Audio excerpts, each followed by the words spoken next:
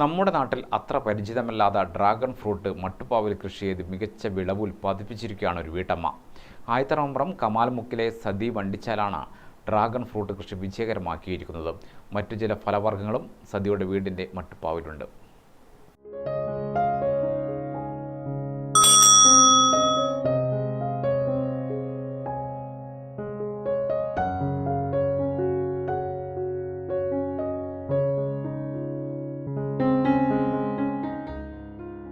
സതിയുടെ വീടിന്റെ മട്ടുപ്പാവിലെ മനോഹര കാഴ്ചകൾ കണ്ടുവരാം.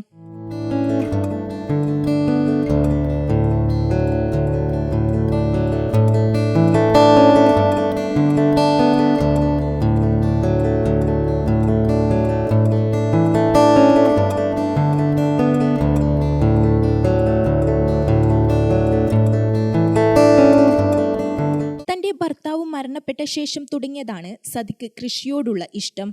6 വർഷം മുമ്പാണ് ഡ്രാഗൺ ഫ്രൂട്ട് കൃഷി ആരംഭിച്ചത്. 20ഓളം ഡ്രാഗൺ ഫ്രൂട്ട് തൈകളാണ് മട്ടുപ്പാവിലുള്ളത്. ജൂലൈ മാസം മുതലാണ് കായ്കൾ ഉണ്ടാവാൻ തുടങ്ങുന്നത്.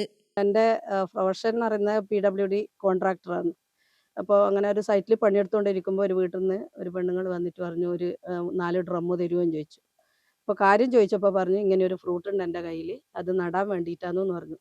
അപ്പോൾ ഞാൻ അവരെ ടെറസ് കയറി കൃഷി നോക്കിയപ്പോൾ നിറച്ചും ഡ്രാഗണാണ്. പക്ഷെ അവർ കായ്ച്ചിട്ടില്ല എന്ന് പറഞ്ഞു. അപ്പോൾ 4 ഡ്രമ്മ് കൊടുത്തിട്ട് ഒരു വിരലിൻ്റെ അത്രയുള്ള പീസ് എനിക്ക് തന്നതാണ്. അപ്പോൾ 6 വർഷമായി അത് ഞാൻ നട്ടിട്ട്.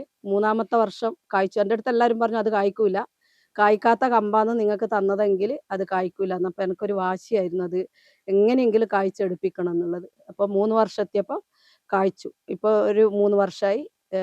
ഇപ്പോൾ 19 എണ്ണത്തിൽ ഓൾറെഡി കായ് പിടിച്ചതുണ്ട്.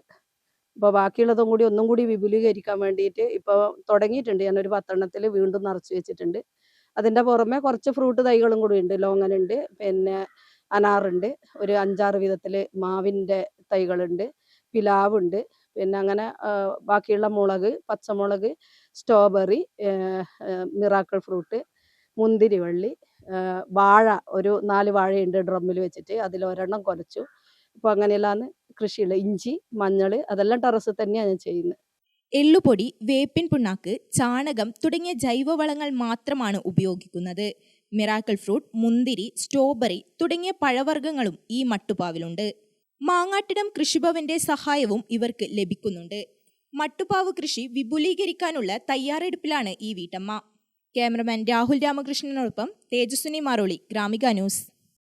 ഗ്രേറ്റ് ബോംബെ സർക്കസ് 6 വർഷത്തിന് ശേഷം സെപ്റ്റംബർ 28 മുതൽ പോലീസ് മൈതാനം കണ്ണൂരിൽ. Asia's best circus. Russian, Chinese, Ethiopian, Italian പ്രകടനങ്ങൾ. ഇന്റർനാഷണൽ കലാകാരന്മാർ അവതരിപ്പിക്കുന്നു. ദിവസേന 3 പ്രദർശനങ്ങൾ. 1 മണി, 4 മണി, 7 മണി. Waterproof, fireproof tent. നിങ്ങളുടെ സർക്കസ് നിങ്ങളുടെ നാട്ടിൽ കുടുംബസമേതം വന്ന് കാണൂ. ഗ്രേറ്റ് ബോംബെ സർക്കസ്, പോലീസ് മൈതാനം, കണ്ണൂർ.